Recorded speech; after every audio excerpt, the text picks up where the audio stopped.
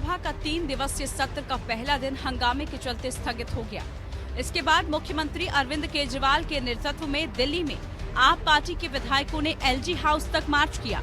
दिल्ली सरकार के निर्णय में एलजी विनय सक्सेना के कथित हस्तक्षेप पर आपने अपना भारी विरोध दर्ज कराया। एलजी के कार्यालय ने प्राथमिक शिक्षकों के प्रशिक्षण के किसी भी प्रस्ताव को खारिज करने से इनकार किया है। केजरीवाल समेत सभी विधायक हाथों में तख्तियां लिए नजर आए, जिन पर लिखा था, मिस्टर एलजी, शिक्षकों को फिनलैंड जाने की इजाजत दीजिए। केजरीवाल और उनके सहयोगी एलजी के आवास के पास पहुंचे तो एलजी के कार्यालय ने एक बयान जारी किया, जिसमें कहा गया कि इसके विपरीत कोई भी बयान जानबूझकर भ्रामक और शरारत से प्रेरित है। सरकार को सलाह दी गई है कि वो प्रस्ताव का समग्रता के साथ मूल्यांकन करे और रिकॉर्ड दर्ज करे। अरविंद केजरीवाल ने कहा कि एलजी साहब ने हमारे बहुत काम रोक दिए। मेरी उनसे अपील है कि वो संविधान को माने।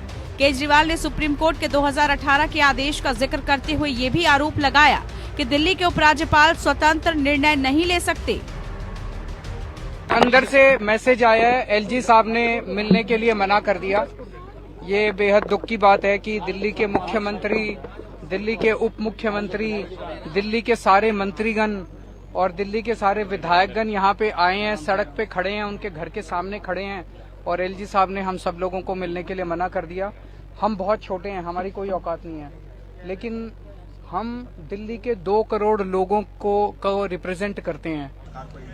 देखिए, मुझे लगता है कि अरविंद केजरीवाल को संवैधानिक संस्थाओं पर विश्वास नहीं है। हर राज्यपाल के साथ तो कन्फ्रंटेशन होता है, पहले नजीब जंग हो, उसके बाद अनिल बैजल जी हो, अब चाहे वीके सक्सेना जी हो, किसी भी उपराज्यपाल के साथ उनका कन्फ्रंटेशन हो जाता है। सवाल ये है कि अंडर सेक्शन 239A संविधान में साफ लिखा है कि दिल्ली के कस्टोडियन उपराज्यपाल है। वो आज नहीं है, 1993 में जब भारतीय जनता पार्टी की सरकार थी तब भी यही था, जब 15 साल टीएमसी की शासन रहा तब भी यही था और अभी भी यही है।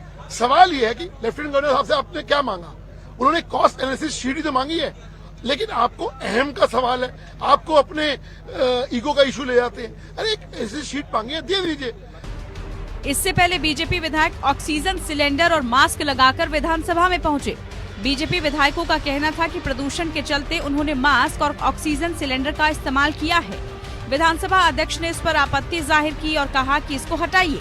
नेता विपक्ष रामवीर सिंह विधूड़ी ने सदन में कहा कि कभी भी दिल्ली विधानसभा में विपक्ष के विधायकों को बोलने की अनुमति नहीं दी गई है।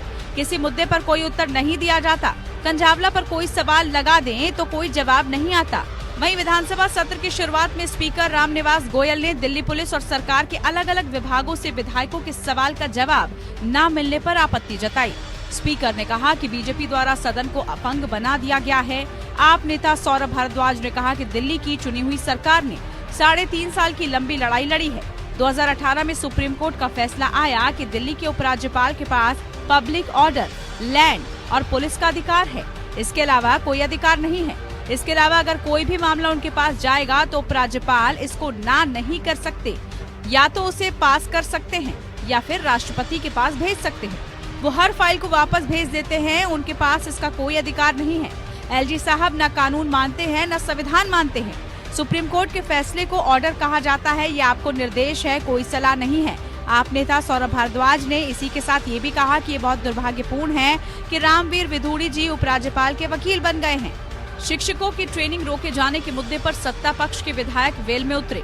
वेल में विधायकों ने उपराज्यपाल के खिलाफ नारेबाजी भी की। दरअसल दिल्ली विधानसभा सत्र के हंगामेदार होने के आसार पहले से ही जताए जा रहे थे।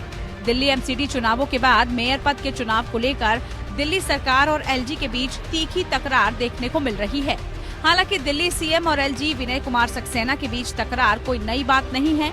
अक्सर किसी न किसी मुद्दे पर दोनों के बीच ये खींचतान चलती ही रहती है, जो कि खूब सुर्खियां भी बटोरती है।